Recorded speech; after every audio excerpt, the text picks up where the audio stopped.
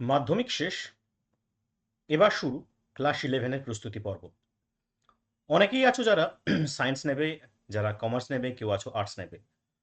আমি আজকের এই ভিডিওতে যারা সায়েন্স নিয়ে পড়া শুরু করে দিয়েছো বা করতে চলেছো, তাদেরকে ফিজিক্স সাবজেক্টের সিলেবাস কি, কেমন এক্সাম হয়, পরীক্ষা পদ্ধতি কি, এটা আজকে ডিসকাস করব।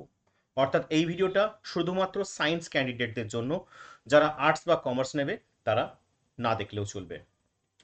তো আজকে আমার আলোচ্য বিষয় ওয়েস্ট বেঙ্গল যে এইচএস বোর্ড আছে WBCHSE, তার ক্লাস 11-এর যে 2026-27 শিক্ষাবর্ষে ফিজিক্সের ফুল সিলেবাস এবং এক্সাম প্যাটার্ন এবং সেমিস্টার 1। তোমরা জানো আগের মতো আর এইচএস নেই, যেখানে 11-এর একটা পরীক্ষা, 12-এর একটা পরীক্ষা হতো। এখন সেমিস্টার সিস্টেম।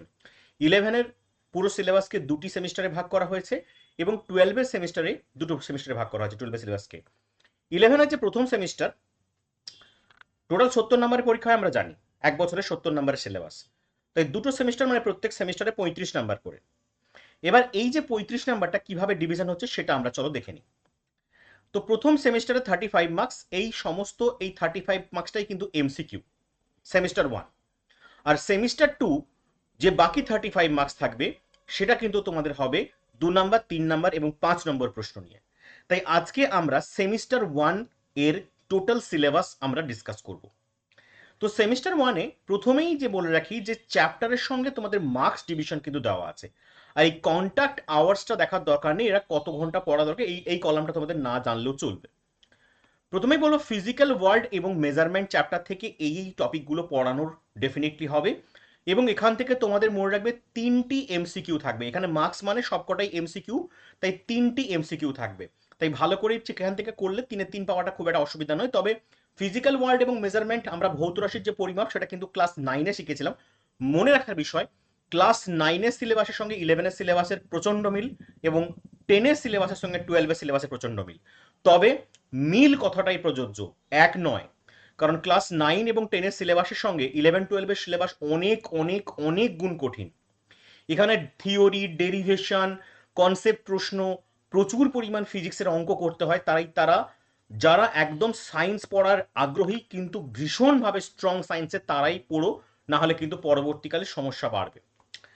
তাই এই চ্যাপ্টার থেকে ডেফিনেটলি 3 নাম্বার। এরপরে দেখো কাইনমেটিক্স বলে একটি চ্যাপ্টার রয়েছে, যার আন্ডারে কাইনমেটিক্স গ্রুপে দুটি চ্যাপ্টার রয়েছে। সাব টপিকের মধ্যে প্রথম যে চ্যাপ্টারটি আছে মোশন ইন এ 1 ডাইমেনশন এবং 2 ডাইমেনশন, যেখানে রেফারেন্স ফ্রেম নিয়ে আলোচনা হবে। ডেফিনেটলি এখান থেকে গ্রাফিক্যাল অ্যানালাইসিস থাকবে, অ্যাক্সেলারেশন, রিটার্ডেশন, এই সমস্ত টপিকগুলোকে আমরা বেছে নেব, যেটা ক্লাস 9-এ শিখেছিলাম। এবং এখান থেকে time graph, speed versus velocity graph, এগুলো থাকবে। আর এই চ্যাপ্টারের আরেকটি সাব টপিক রয়েছে কাইনেমেটিক্সের, যেটাকে মোশন ইন প্লেন বলছি, যেটা স্কেলার ভেক্টর। স্কেলার ভেক্টর কাকে বলে তা নয়, কিন্তু স্কেলার ভেক্টরের প্রচুর সূত্র, প্রচুর অঙ্ক করতে হবে এখানে। পজিশন ভেক্টর, ডিসপ্লেসমেন্ট ভেক্টর, মানে ভেক্টর আর স্কেলারের উপর বেসিক্যালি টপিকটা দাঁড়িয়ে আছে। এবং এখান থেকে ডেফিনেটলি ভেক্টর ছাড়াও তোমাদের কিন্তু এখানে বিভিন্ন কেস থাকবে, সেই সমস্ত কেসের ওপর প্রজেক্টাইল মোশন থাকবে। এগুলোকে ডেফিনেটলি প্রচন্ড ভালোভাবে বুঝতে হবে, তবে গিয়ে তোমরা এখান থেকে কিন্তু নাম্বার তুলতে পারবে, কারণ এটা প্রচন্ড টাফ চ্যাপ্টার হবে। বুঝতে না পারলে খুব অসুবিধার মধ্যে পড়বে। এখান থেকে 12খানা এমসিকিউ থাকবে, 12টি এমসিকিউ, 12 × 1 12 নাম্বারের।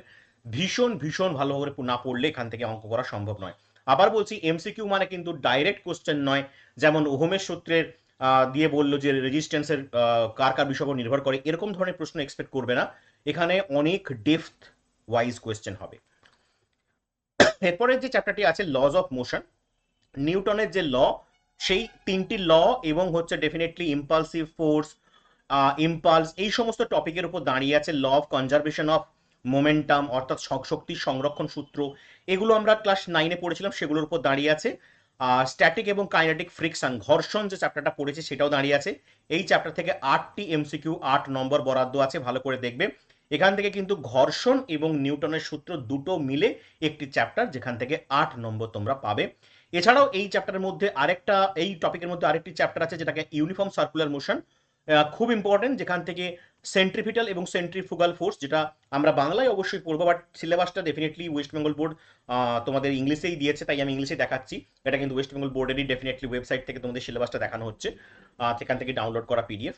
তো ডেফিনেটলি বলছি এই সমস্ত টপিকগুলো কিন্তু খুব ভালো করে না পড়লে তোমাদের কিন্তু এখান থেকে নাম্বার পাওয়া খুব কঠিন হয়ে যাবে, কারণ এগুলো সব থেকে স্ট্যান্ডার্ড কোশ্চেন। আর যারা মনে রাখবে যে কম্পিটিটিভ এক্সাম লাইক নিট বা জেইর জন্য প্রিপারেশন নিচ্ছ, এই যে ফার্স্ট সেমিস্টার, এই ফার্স্ট সেমিস্টারে যে যে টপিকগুলো কনক্লুড করা আছে, এই টপিকগুলো থেকে জেই বা নিটের ক্যান্ডিডেটরা প্রচন্ড পরিমাণ সমস্যায় পড়ে, আর এই কারণেই তারা নিট বা জেই ক্র্যাক করতে পারে না।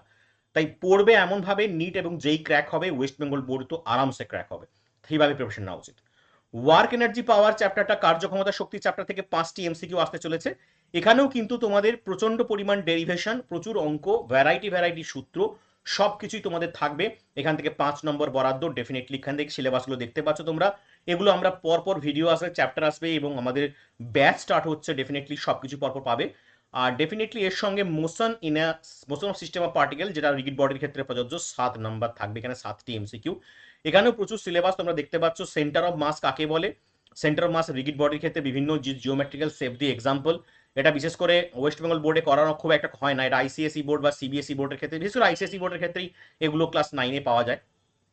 Moment of torque, angular torque, conservation of angular momentum, এগুলো সব ক্লাস 9-এ আইসিএসই বোর্ডের যারা পড়েছো তারা কিন্তু পাবে, কিন্তু যারা ওয়েস্ট বেঙ্গল বোর্ডে পড়েছো তারা কিন্তু এগুলো একটু প্রথমবার শিখবে।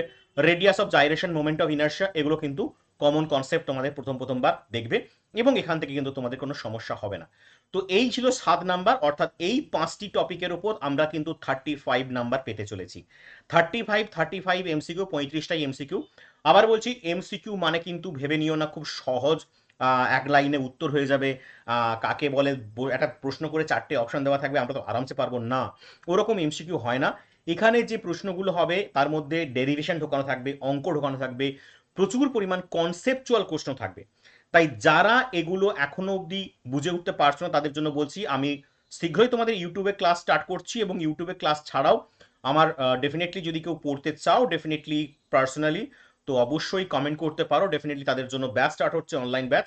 এবং তোমাদেরকে আবার বলছি, ফিজিক্স যদি শিখতে হয় ডেফিনেটলি ফিজিক্সের মতো শিখতে হবে, ফিজিক্সকে ভালোবাসতে হবে, যাতে তুমি চ্যাপ্টারটা সম্পর্কে তোমার ফুল গ্রিপে থাকে। কারণ নিট যেই ওয়েস্ট বেঙ্গল যেই তুমি যাই দেবে, ফিজিক্সে যদি স্ট্রং না হও কোনো এক্সাম ক্র্যাক করতে পারবে না, 100% গ্যারান্টি। চলো আমরা এবার কিন্তু ফিরবো পরের ভিডিওতে তোমাদের ক্লাস 11-এর স্টার্টিং ক্লাস থেকে। আর ডেফিনেটলি লাইক এবং সাবস্ক্রাইব যারা করোনি এখনো অবধি, লাইক এবং সাবস্ক্রাইব করে বন্ধুদেরকে শেয়ার করে দাও, কারণ ডেফিনেটলি ক্লাস 11 তোমাদের জীবন পাল্টাতে চলেছে। দেখা হচ্ছে পরের ভিডিওতে, ততক্ষণে ধন্যবাদ।